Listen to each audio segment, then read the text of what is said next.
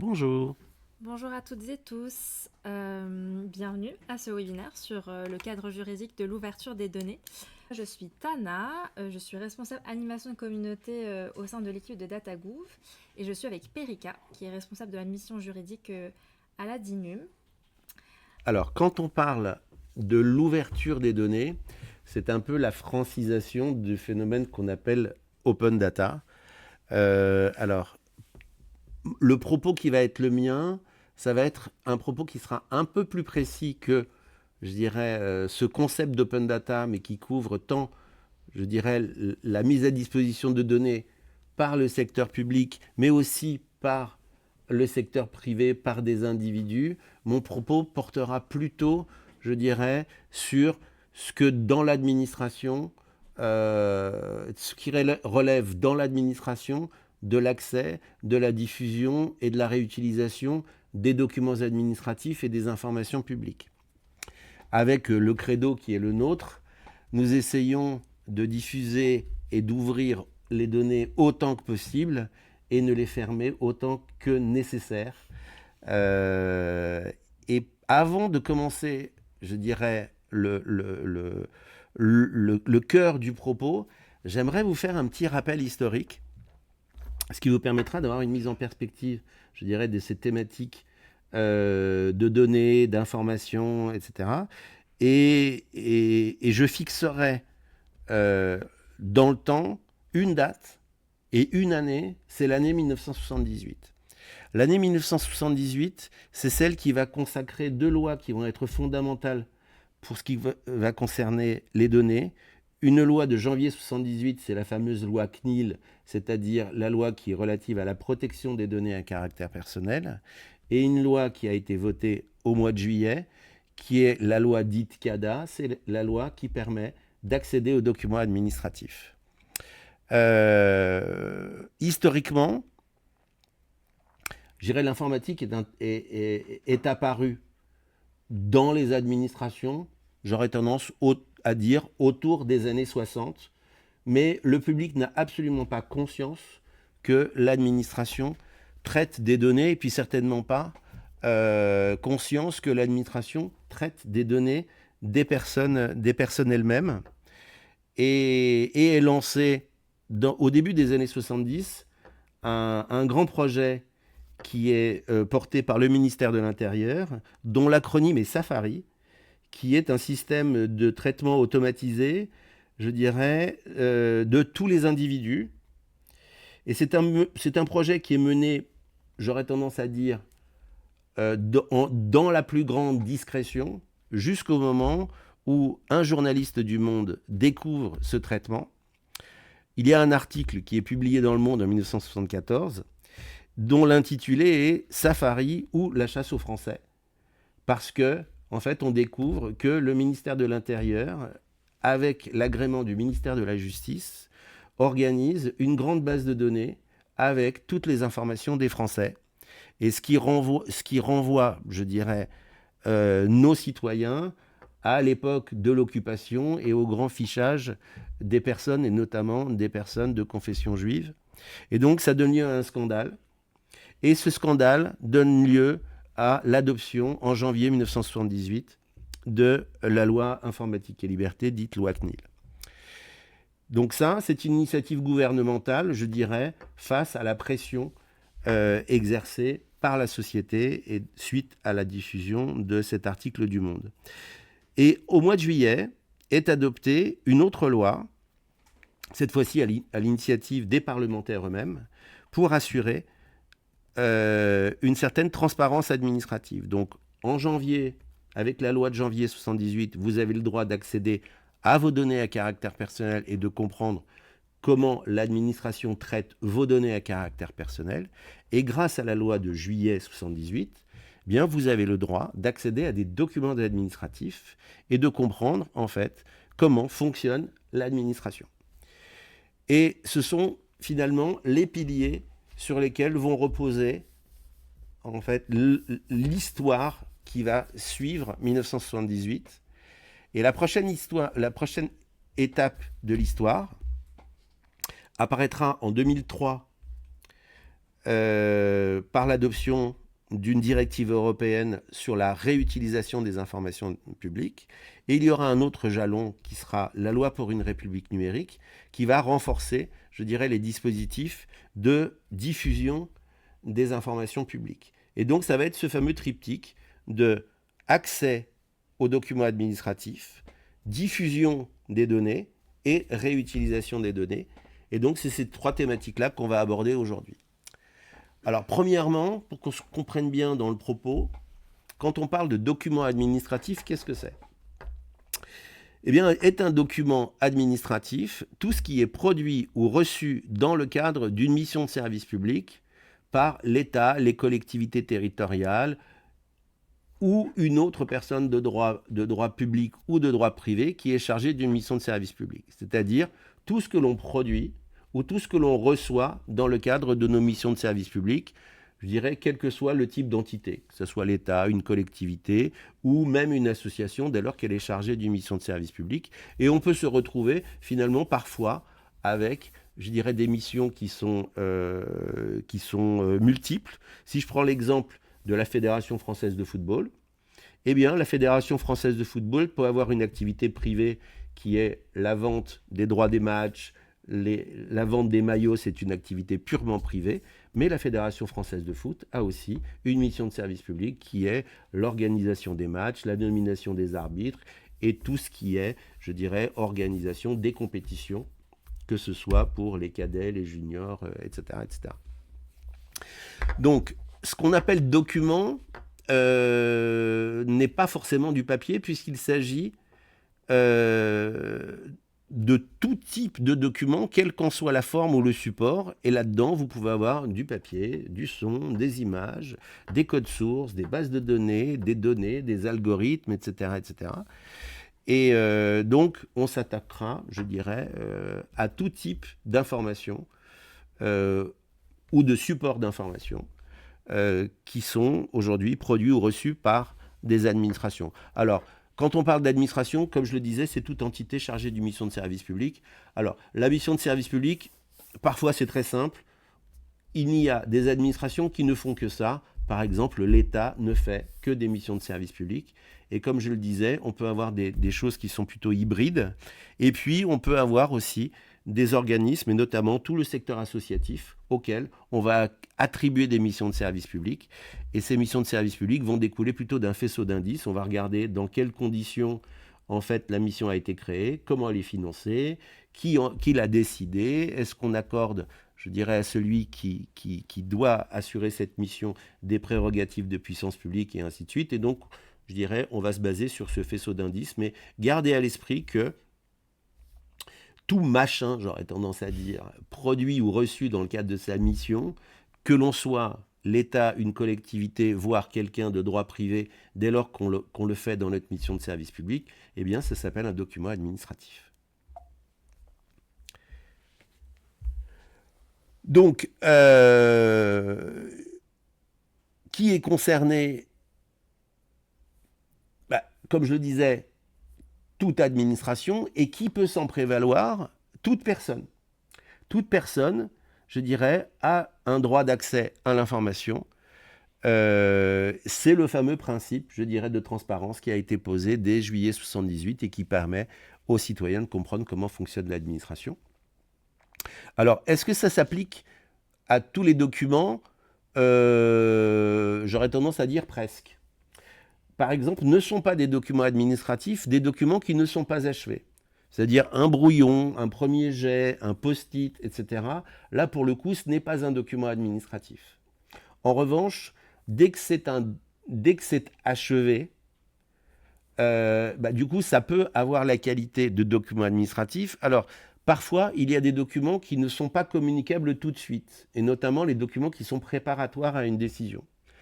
Je suis une administration, et je dois aujourd'hui prendre une décision. Et pour éclairer ma décision, je demande une expertise particulière, je demande un rapport, etc., etc. Eh bien, le rapport sur lequel je vais me baser ne sera communicable qu'au moment où j'aurai pris la décision et pas avant. Puisque moi, par exemple, moi décideur public ou moi gouvernement, tant que je n'ai pas pris la décision, finalement, je ne vais pas donner les pistes de réflexion parce que ce ne sont que des pistes de réflexion, finalement. Et quand je prends la décision, du coup, je suis en mesure de communiquer ces informations sur demande au titre du droit d'accès. Alors, est-ce que, une fois qu'on a défini ce qu'était un document administratif, est-ce que tous les documents sont communicables? Eh bien, évidemment que non. Évidemment. Alors, il y a des documents qui ne sont pas communicables parce que ça fait partie d'une catégorie, j'aurais tendance à dire, c'est un critère organique qui a lieu, qui a trait au document lui-même, c'est-à-dire tout ce qui concerne les avis du Conseil d'État, les juridictions administratives, les documents de la Cour des comptes et ainsi de suite, ne sont pas aujourd'hui des documents qui sont communicables. Et puis après, il y a des documents qui ne sont pas communicables parce qu'ils sont porteurs d'intérêts ou de secrets qui sont protégés par la loi. Et à ce titre-là, notamment, ne sont pas communicables les documents donc, qui porteraient atteinte au secret des délibérations du gouvernement, au secret de la défense nationale, à la conduite extérieure de la France. J'aurais tendance à dire les secrets les plus communément admis. Et au fil du temps, on a fait rentrer aussi dans ces secrets tout le volet sécurité, sécurité des personnes, sécurité des biens et sécurité aussi du système d'information, puisqu'on a vu que peut-être un document administratif, une base de données ou un algorithme, mais peut-être que dans certains cas, si on révélait ces informations-là, ça pourrait porter atteinte à la sécurité du système d'information. Et puis on a aussi une autre catégorie qui est la recherche et la prévention des infractions de toute nature.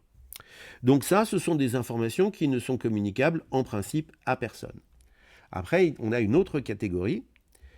Ce sont des documents qui ne sont communicables qu'aux seuls intéressés. Et là, on voit dans ces catégories-là, les documents qui sont concernés, ce sont ceux qui portent atteinte à la vie privée des personnes, qui porteraient atteinte au secret médical ou au secret en matière commerciale et industrielle, qu'on regroupe aujourd'hui de façon assez générique en parlant du secret des affaires, ou bien des documents qui porteraient une appréciation sur une personne physique en disant lui il est super et lui il est nul. Ben non, on ne communique pas ces informations-là, sauf peut-être aux seuls intéressés mais pas au grand public. Et puis ceux qui pourraient faire apparaître le comportement d'une personne dès lors que ce comportement pourrait lui nuire. Donc pour nous résumer, dans cette catégorie-là, moi j'ai accès à mes informations, j'ai accès à mon dossier personnel, j'ai accès, je dirais, aux éléments qui relèvent de ma vie privée, mais ce n'est pas communicable à tous.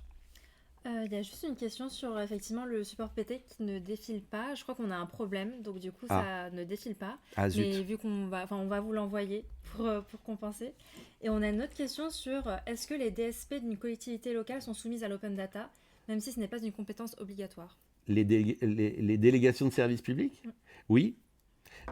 Dès lors qu'on est une entité chargée d'une mission de service public, que ça se passe sous la forme d'une concession, d'une délégation de service public, eh bien oui, on est chargé d'une mission de service public. Super. Donc, une fois qu'on a dit ce qui n'était pas communicable, ce qui n'était communicable à personne ou ce qui était communicable, je dirais, aux seuls intéressés, qu'est-ce qu'on fait quand on est un tiers et quand on demande l'accès à ces informations ? Le principe général, c'est que s'il y a des secrets ou des intérêts qui sont protégés par la loi, la règle, c'est de occulter ces secrets et de transmettre ce qui reste.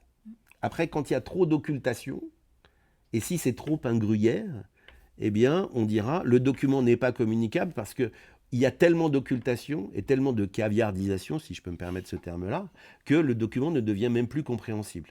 Mais la règle, c'est pas parce qu'il y a un secret dans l'intégralité du document que ce secret va emporter la non-communicabilité de l'intégralité du document.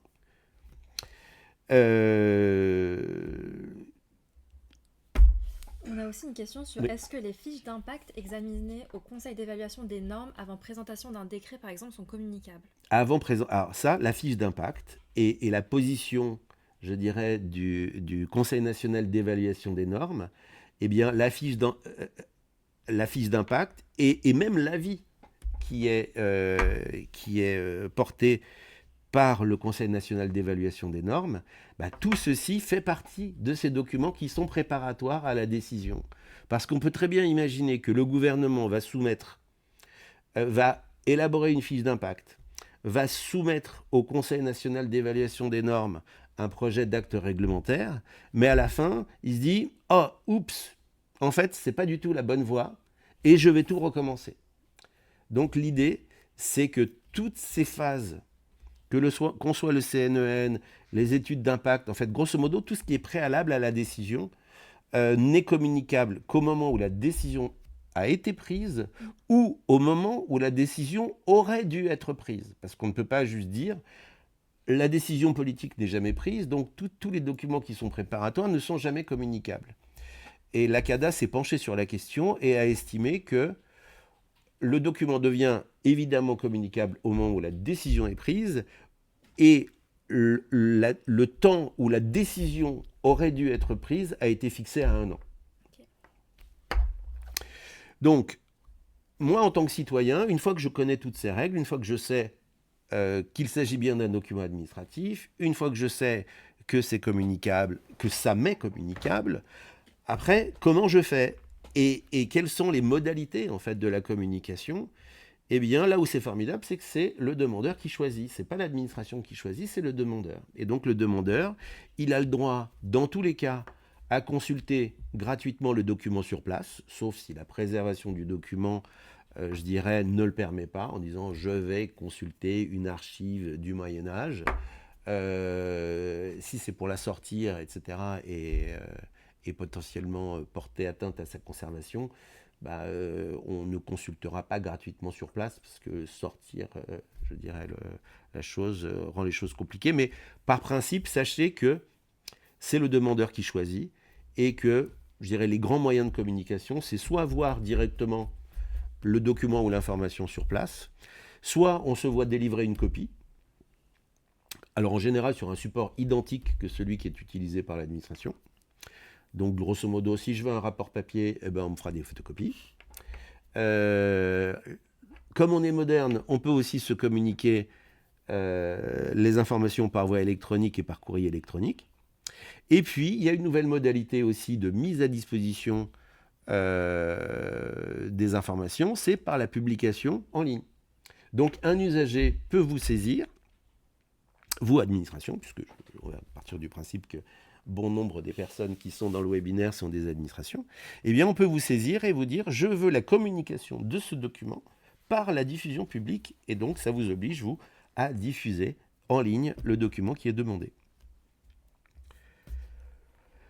Donc quand on se retrouve face à une demande de communication, qu'est-ce qui peut se passer? Alors, ce qui peut se passer, c'est que vous recevez la demande de communication et puis vous y faites droit et fin de l'histoire.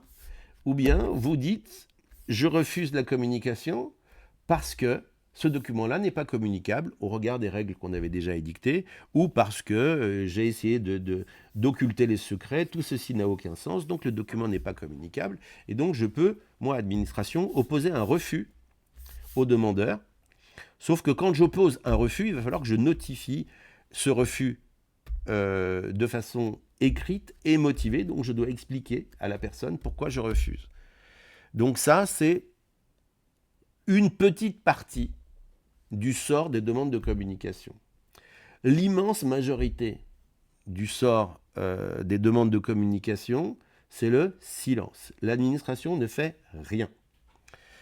Et si l'administration ne fait rien et ne répond pas à la demande de communication dans un délai d'1 mois, eh bien, le silence vaut refus.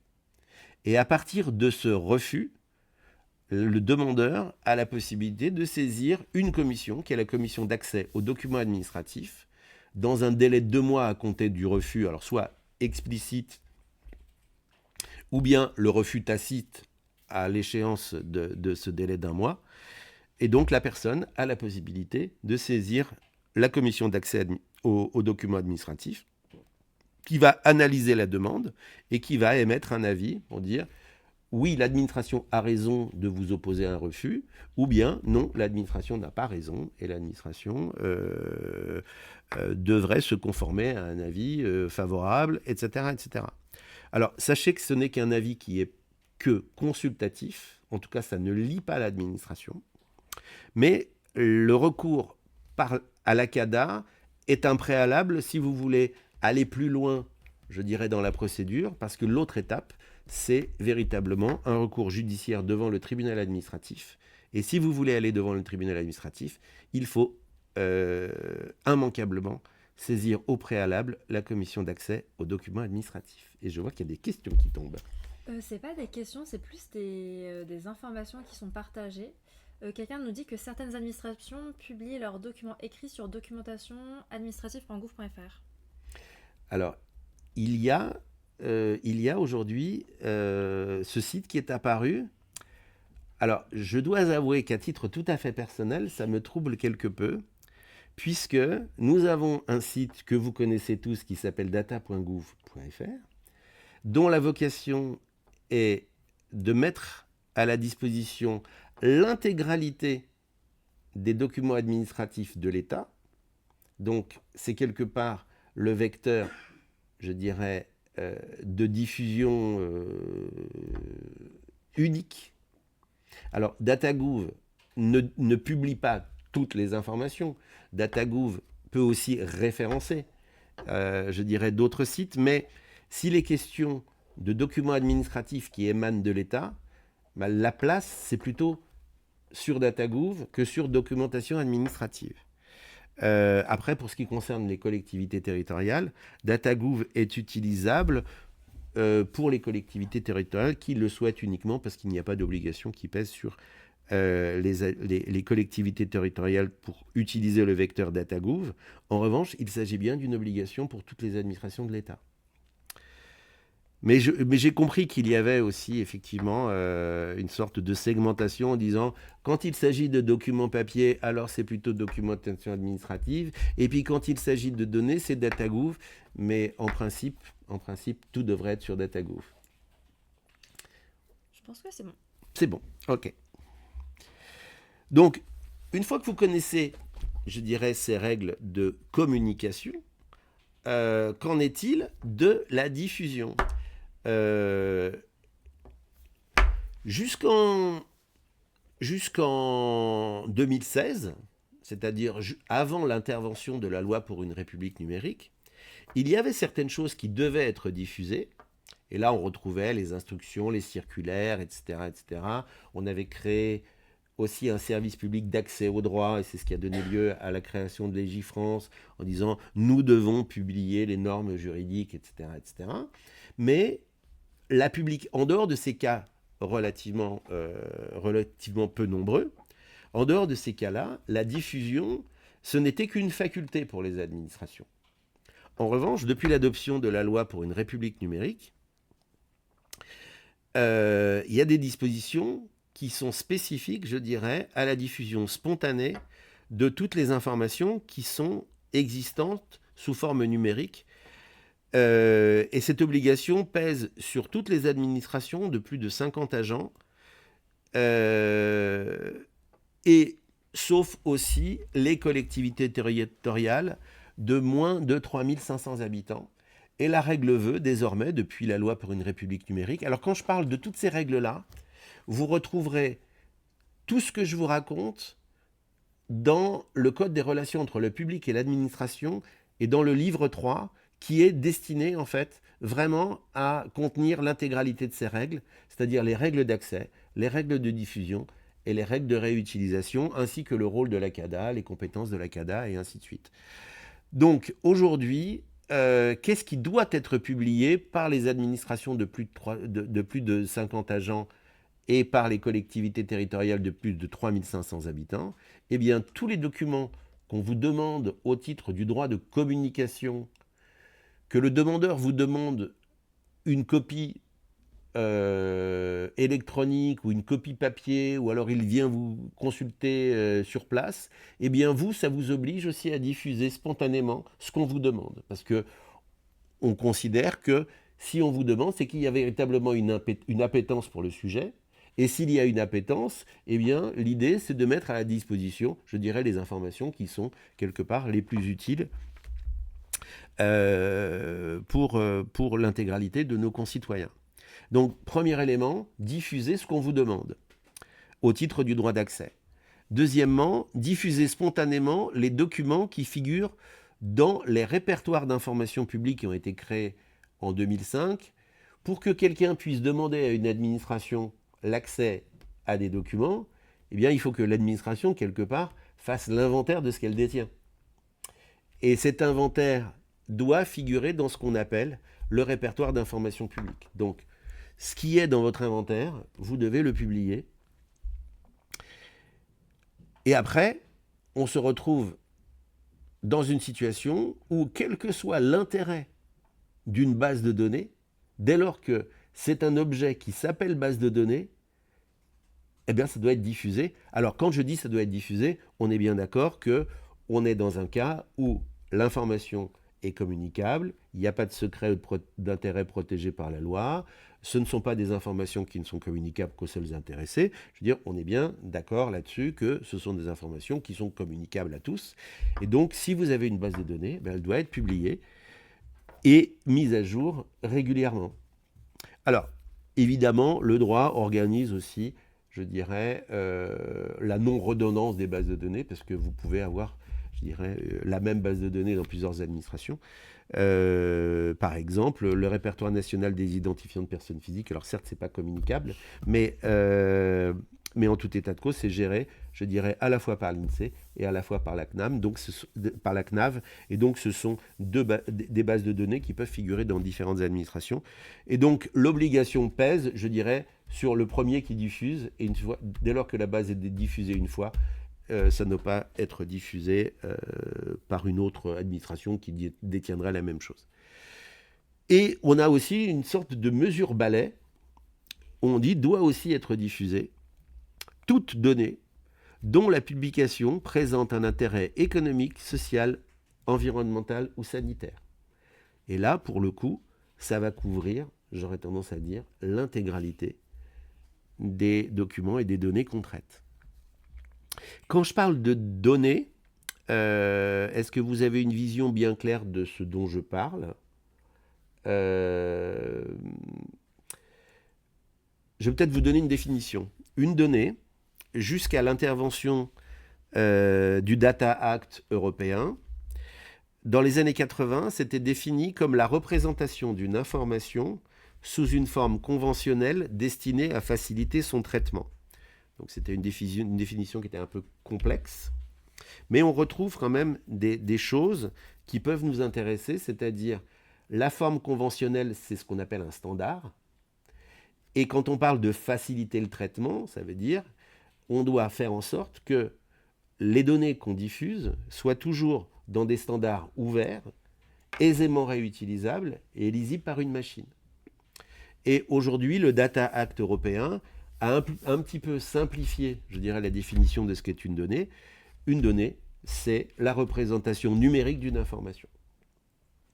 Donc, dans mon propos, je vais à la fois parler d'informations, à la fois parler de données, parfois je vais parler de documents administratifs, mais grosso modo, je dirais c'est peu ou prou la même chose. Il y a quelqu'un qui demande les demandes des usagers doivent-elles être spécifiques, champ souhaité et motivées par un objectif précis, ou un simple mail demandant les données relatives à un jeu de données thématique suffit ? Alors, il n'y a aucune obligation pour le demandeur d'expliquer pourquoi il demande. Donc, il n'a pas à motiver sa demande. Il dit juste « je veux avoir accès à ceci ou à cela ». En revanche, il faut que sa demande soit précise. Il faut qu'elle soit suffisamment précise pour que ça ne demande pas des efforts démesurés à l'administration pour essayer de retrouver en fait de quoi tu parles. Donc, une demande qui est imprécise, vous n'avez pas à y faire droit. Et vous n'avez pas, alors je rebondis sur une question qui n'a pas été posée, mais qui vous sera utile aussi. Quand je parle de demande d'accès, ça ne s'applique pas aux documents qui sont disponibles en ligne. Dès que c'est disponible en ligne et que la personne peut grosso modo, y accéder sur Internet, la télécharger, etc., vous n'avez pas non plus à faire droit à des demandes individuelles. Il vous suffit juste de dire, allez sur le site, c'est disponible sur DataGouv, et servez-vous.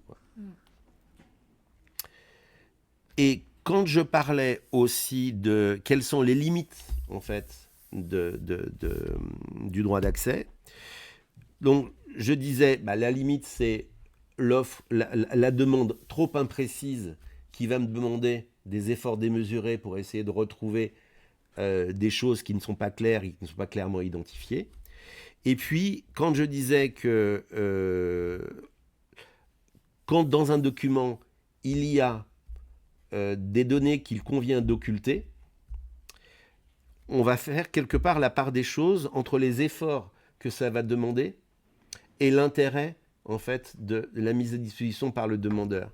Et quand ça va nous demander beaucoup trop d'efforts, et si je prends l'exemple, par exemple, d'une base de données où on se retrouve avec des données secrètes qui sont un petit peu éparpillées partout dans la base, et que ça va demander des efforts démesurés pour occulter dans toutes les tables des informations qui sont à occulter, eh bien on dira non, ça va demander des efforts démesurés et donc la base de données n'est pas communicable parce que ça me demande trop d'efforts.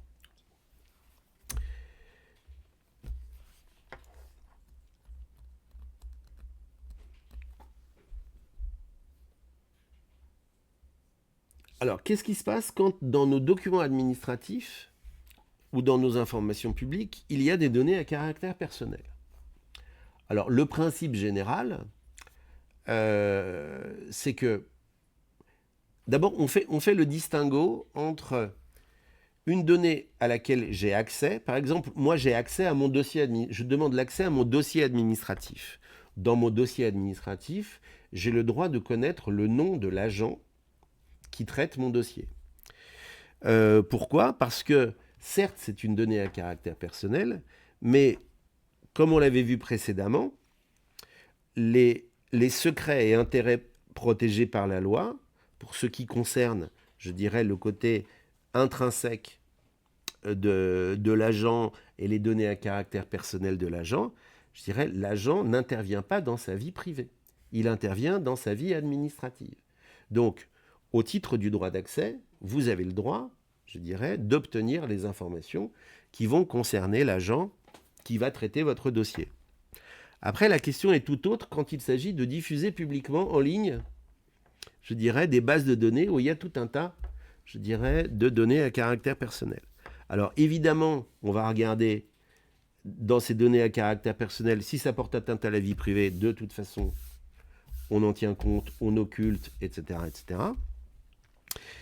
Et quand on n'est pas dans le côté vie privée, néanmoins, dès lors que ce sont des données à caractère personnel, ça ne peut être rendu public et diffusé publiquement que quand on va faire un traitement pour rendre impossible l'identification des personnes.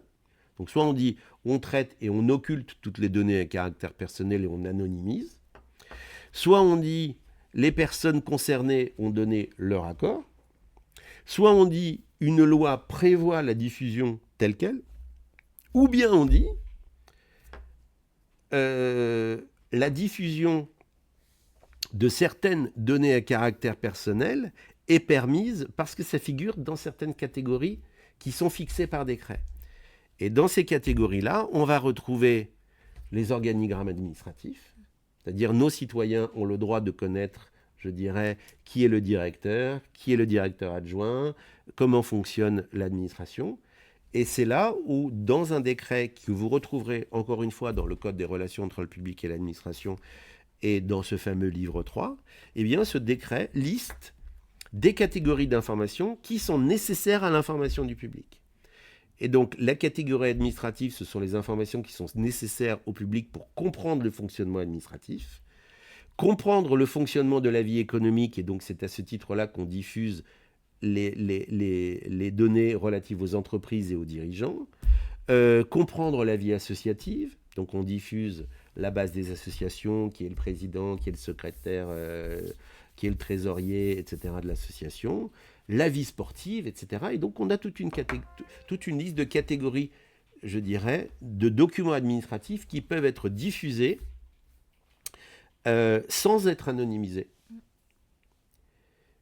parce qu'ils sont nécessaires à la compréhension du public pour tout un tas, je dirais, de catégories de sujets. Et ça, on en revient quelque part à la transparence, je dirais, qu'on avait imaginé dès juillet 1978 avec la loi CADA originelle.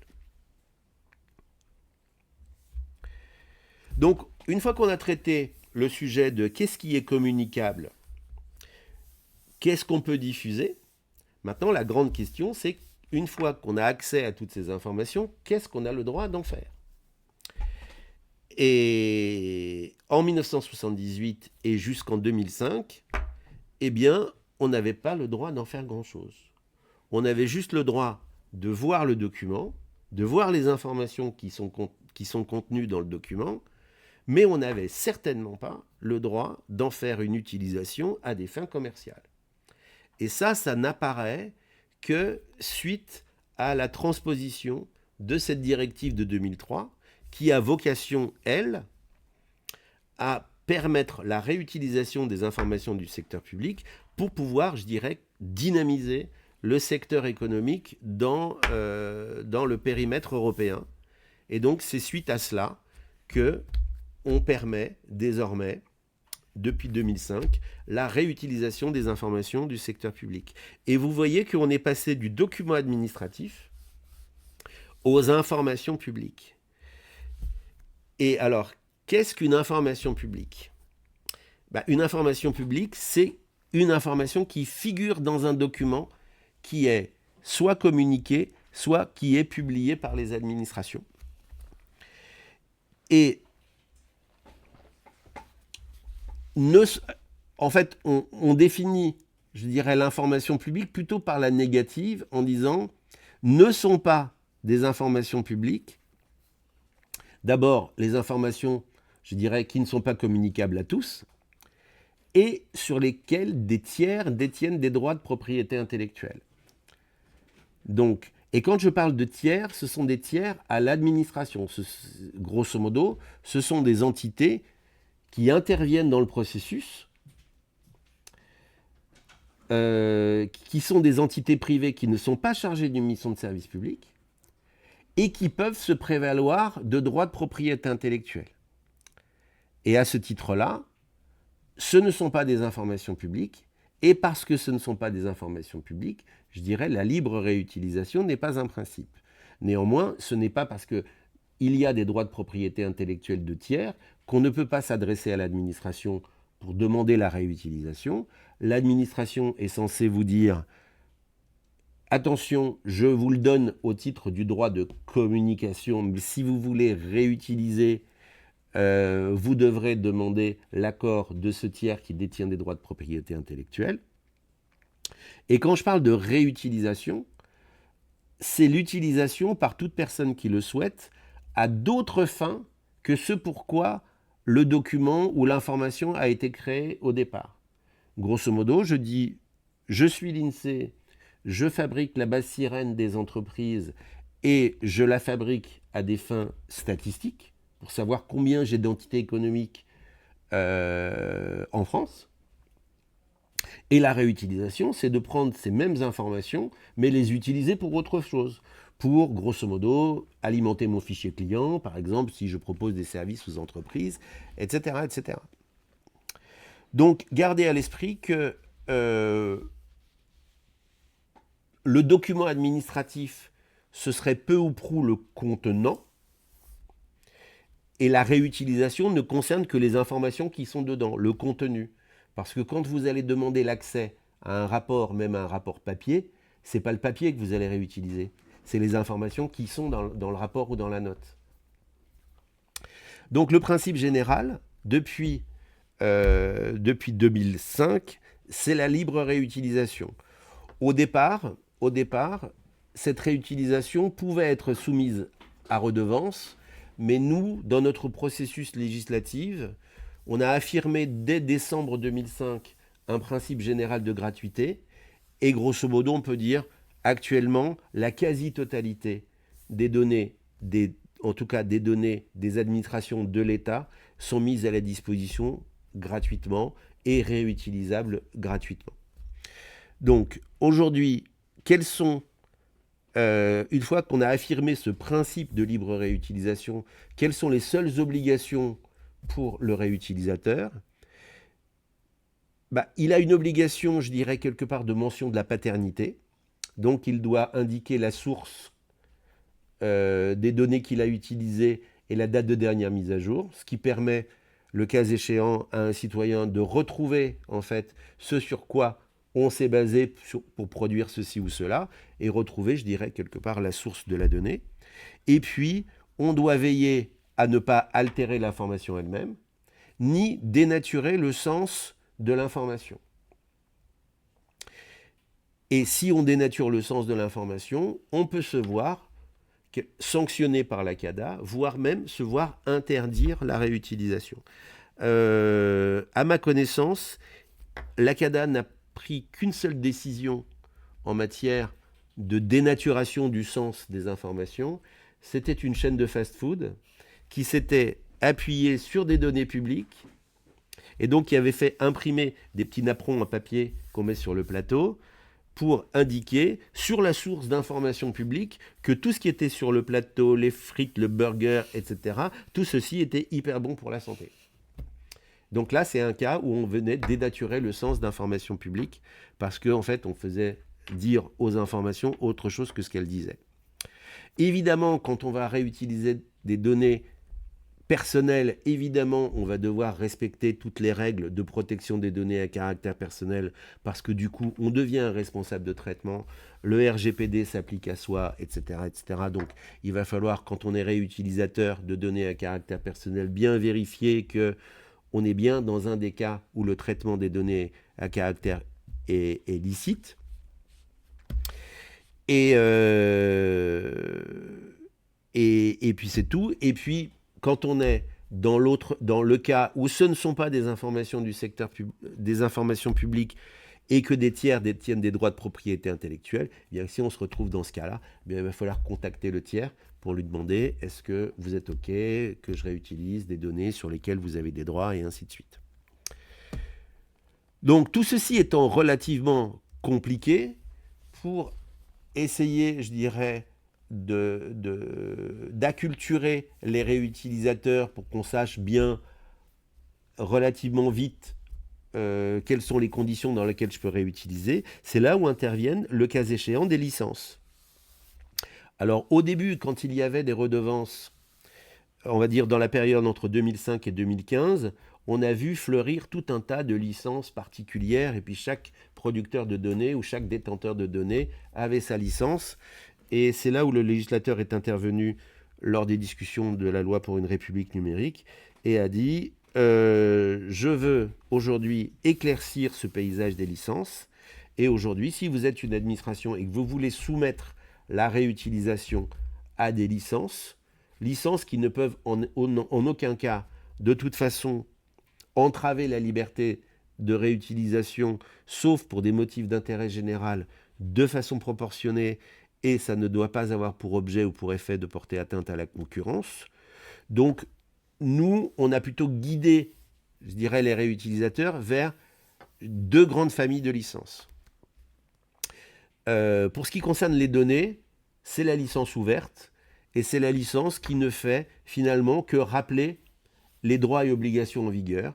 Ma fameuse obligation de mention de la source, de la date de mise à jour, la non-dénaturation des données, le rappel selon lequel, s'il y a des données à caractère personnel, vous devez respecter le cadre juridique approprié pour la protection des données. Et à partir de là, je dirais, vous avez le droit de tout faire, c'est-à-dire de copier, de diffuser, de rediffuser, de relicencier derrière sous une autre licence. C'est une liberté totale. Et donc ça, c'est l'exemple même des licences dites complètement ouvertes. Après, vous avez un autre type de licence, qui sont les licences dites avec obligation de réciprocité. Et on a pour les données, et notamment pour les bases de données, une licence qui est fixée par voie réglementaire, qui s'appelle l'ODBL, l'Open Database License. La difficulté de cette chose-là, c'est que la seule version qui fait foi est une version en anglais.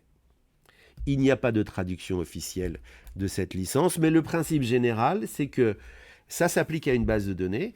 Et donc, si vous utilisez la base de données et que vous améliorez la base, vous êtes obligé de reverser à la communauté les améliorations dans le cadre de la licence originelle, c'est-à-dire vous partagez à l'identique ce que vous avez reçu, vous le rendez amélioré selon les mêmes règles. Et donc, vous avez une famille de licences pour les données, la licence ouverte et l'ODBL pour les bases de données, et vous avez le pendant aussi pour tout ce qui concerne les logiciels. Et vous avez des logiciels avec des licences dites permissives, ce sont mes licences ouvertes, en disant tu peux utiliser le code, l'améliorer, le diffuser, le rediffuser, etc., sans aucune autre contrainte. Et vous avez l'autre famille de licences avec partage à l'identique, en disant si tu prends le code, tu améliores le code, eh bien tu dois reverser à la communauté le code avec ses améliorations et sous l'empire de la licence originelle. Donc voilà le régime de licence pour la réutilisation. Alors j'aimerais attirer votre attention sur quelques données particulières parce que toutes les données ne se valent pas. Vous avez des données, je dirais, qui n'intéressent que très peu de personnes. Mon dossier, ça n'intéresse que moi.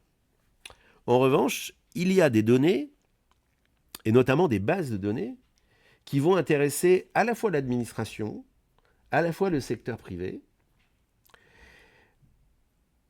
Donc ça, c'est la première condition de ce qu'on a créé comme catégorie et qu'on a nommé les données de référence. Donc ce sont des références communes tant pour le secteur public que pour le secteur privé. Ça, c'est le premier critère. Le deuxième critère, c'est que ces données identifient des lieux, des biens, des services et des personnes. Et le troisième critère, ce sont des données qui doivent être diffusées avec un haut degré de qualité. Aujourd'hui, dans cette catégorie de données de référence, on a 9 jeux de données. Et dans ces 9 jeux de données, on peut dire, on va retrouver les grands référentiels, c'est-à-dire le référentiel des entreprises, la base Sirène, le référentiel des administrations, et on va retrouver, j'aurais tendance à dire, un gros paquet de données géographiques. Et ces données de référence, dont le slogan qu'on avait trouvé à l'époque était « des données sur lesquelles vous pouvez compter », en fait, c'est la première fois que l'administration, depuis 1978, qui n'était obligée finalement que de mettre à disposition du demandeur des données telles qu'elles étaient, sans autre, je dirais, engagement de qualité de service, là, pour le coup, il y a un véritable engagement de qualité de service pour ce qui concerne la diffusion des données. Et je vais juste vous donner un exemple. Qui nous a servi, je dirais, pour créer ces catégories de données de référence. La base Sirène, qui est aujourd'hui créée, opérée par l'INSEE à des fins statistiques pour pouvoir, grosso modo, identifier quel est le maillage économique du pays. Quand vous êtes dans un cycle fermé et que vous êtes les seuls à utiliser ces données-là, vous pouvez très bien fermer le service pendant 48 heures pour faire une opération de maintenance et ça ne pose problème à personne. En revanche, si vous, entreprise privée, vous vous appuyez sur ces données-là pour gérer, par exemple, votre fichier client, votre mailing à des clients, etc., vous ne pouvez pas accepter que le service soit fermé pendant 48 heures parce que votre service en dépend. Et c'est là qu'on a créé ce fameux slogan qui est de dire ce sont des données sur lesquelles vous pouvez compter.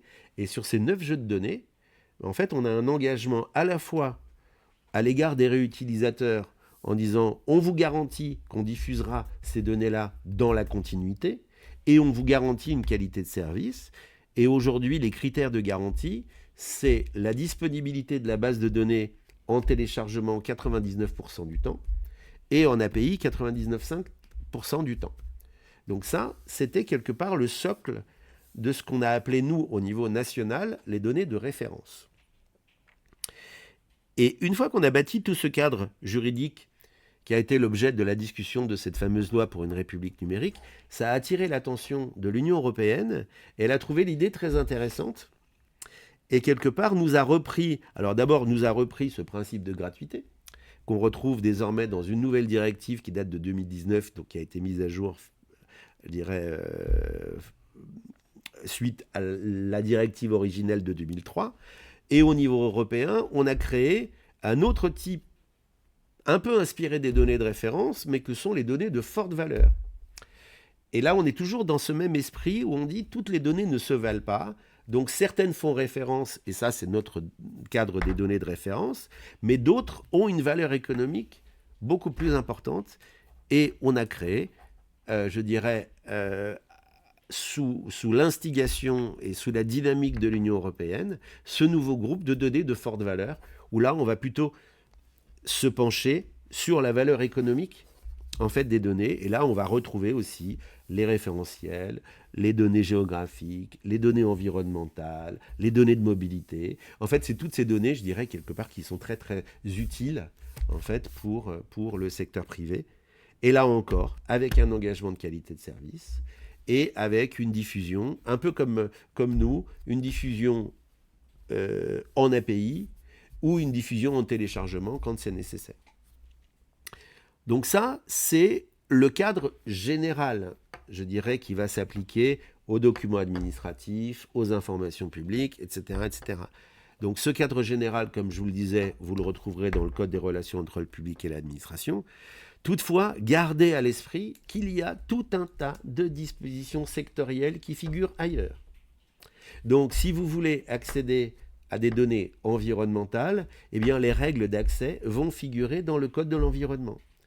Et par exemple, quand je vous parlais du secret de la vie privée qui va empêcher la communication au grand public, ou je parlais du secret des affaires qui va empêcher la communication au grand public de certaines informations, eh bien en matière environnementale, eh bien, si on parle d'émissions de substances dans l'environnement, par exemple, moi je suis un citoyen et je voudrais savoir si la centrale nucléaire émet des radiations, dans la mesure où ça va quand même concerner la vie des gens, eh bien, celui qui détient l'information environnementale ne pourra pas se retrancher derrière le secret des affaires pour dire « je ne te communique pas ».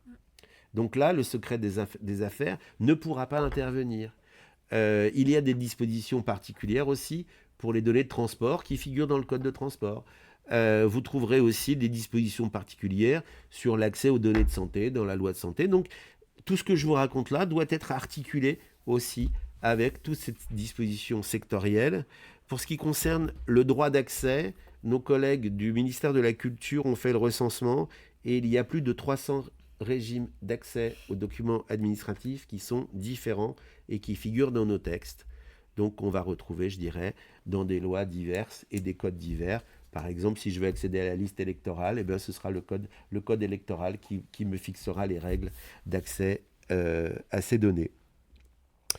Donc, voilà, grosso modo, ce que je tenais à vous communiquer dans les grandes lignes sur les règles qui sont applicables à la fois à la communication des documents administratifs, à la diffusion et à la réutilisation des informations aussi qui sont contenues dans ces documents. Donc maintenant, je suis à votre disposition pour toute information que je pourrais vous révéler pour pouvoir éclairer le propos qui a été assez général jusque-là. Oui, n'hésitez pas si vous avez des questions. Il y a une question sur, dans le cas d'un SDIS, nous avons une base de données de poteaux incendie issue d'un logiciel mis à disposition des communes qui saisissent leurs poteaux. Cela rentre-t-il dans le cadre d'une diffusion obligatoire, même si cette donnée appartient aux mairies, mais qui est traitée par le SDIS? Alors, comme je le disais, le document administratif, c'est celui qui produit ou qui détient. Et on peut s'adresser indifféremment à celui qui produit ou qui détient. Et quand on parle de l'obligation de diffusion de la base de données, j'aurais tendance à dire que ça va peser sur les deux. Et le premier qui diffuse, du coup, libère le deuxième de la diffusion. Néanmoins, cette obligation, elle pèse indifféremment sur celui qui produit ou celui qui détient. Après, vous introduisez la notion de propriété. Et comme on l'a vu dans la discussion, en fait, la propriété de l'un ou de l'autre, dès lors qu'il s'agit d'administration, ça n'a aucun effet je dirais, sur tout ce que je vous ai raconté, puisque la seule propriété qu'on va pouvoir prendre en compte et qui aura un impact, c'est la propriété, les droits de propriété intellectuelle, mais des tiers, donc des tiers à l'administration. Donc la mairie ou le SDIS, j'aurais tendance à dire que c'est tout à fait indifférent. Et cette notion de propriété n'interviendra pas, en fait. On a une question sur quelles seraient les exceptions à la réutilisation gratuite des données publiques par des tiers.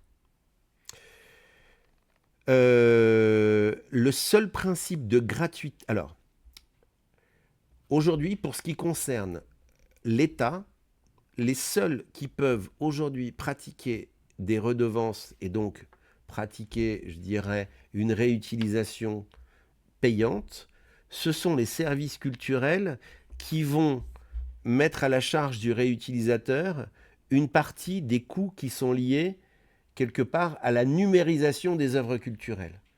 Grosso modo, je vais partir d'un document, papier ou un parchemin, etc. Je vais le numériser et donc ça va me demander un effort, etc.